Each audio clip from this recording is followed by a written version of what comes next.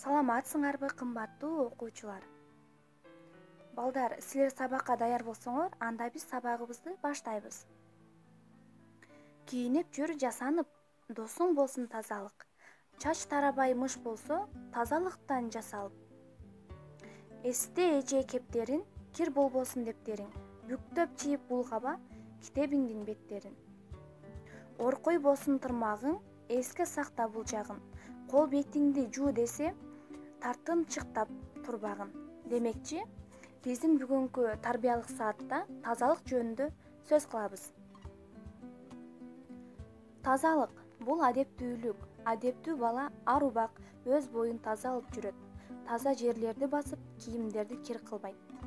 Ар убак самын колдонуп, өзүнүн тиш щеткасы, сүлгүсү жана бет арчысы болот. Колунун бутунун тырмагын алып, чачтарын тартипке келтирүү зарыл. Эгер жаныбарларды кармасаң, сөзсүз түрдө колуңду жууп, андан кийин тамактан. Окуу куралдарыңды таза кармап, барактарын чийбей, булгабай сакта.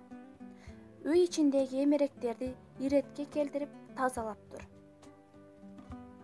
Балдар, силер көчөдөн келип колуңарды жуйсуңарбы? Азаматсыңар балдар. Балдар, ажатканага баргандан кийин сөзсүз түрдө эмне кылуу керек? Азаматсыңар балдар. Сөзсүз түрдө колду самдап жууш керек, балдар? Мындан кийин биз таза жүрөбүзбү? Колубузду ар дайым жуйбузбу? Азаматсыңар балдар. Бүгүнкү сабак биз үчүн түшүнүктүү болду окшойт, балдар? Анда өзүңдүн дене боюңду ар дайым таза алып жүр.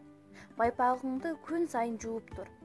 Көйнөк жакаларың таза болсун. Таза жүрсөң ден соолугуңда чыңдалып, өзүңдү сергек сезесиң. Эртең менен эрте туруп, гимнастика жаса, чурка, муздак сууга жуун, кечке көңүлүң ачык жүрөт. Өзүңө тиешелүү тиш щеткаң, сүлгүң болсун.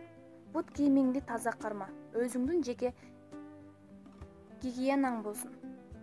Үйдө, мектепте, көчөдө өзүңдү таза, тыккан алып жүр.